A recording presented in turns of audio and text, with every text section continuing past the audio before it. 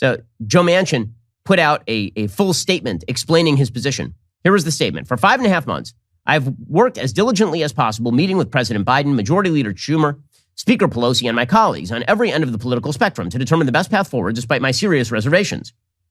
I've made my concerns clear through public statements, op-eds, and private conversations. My concerns have only increased as the pandemic surges on, inflation rises, and geopolitical uncertainty increases around the world. I've always said, if I can't go back home and explain it, I can't vote for it. Despite my best efforts, I cannot explain Build Back Better. In West Virginia, I cannot vote to move forward on this mammoth piece of legislation.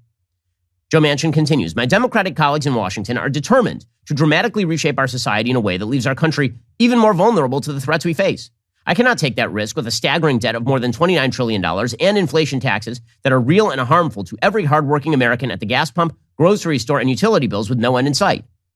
The American people deserve transparency on the true cost of the Build Back Better Act. The nonpartisan Congressional Budget Office determined the cost is upwards of $4.5 trillion, which is more than double what the bill's ardent supporters have claimed. They continue to camouflage the real cost of the intent behind this bill. As the Omicron variant spreads throughout communities across the country, we are seeing COVID-19 cases rise at rates we have not seen since the height of the pandemic. We're also facing increasing geopolitical uncertainty as tensions rise with both Russia and China, says Senator Manchin.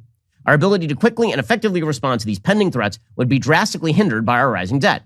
If enacted, the bill would also risk the reliability of our electric grid and increase our dependence on foreign supply chains. The energy transition my colleagues seek is already well underway in the United States of America. In the last 2 years, as chairman of the Senate Energy and Natural Resources Committee, and with bipartisan support, we've invested billions of dollars into clean energy technologies so we can continue to lead the world in reducing emissions through innovation.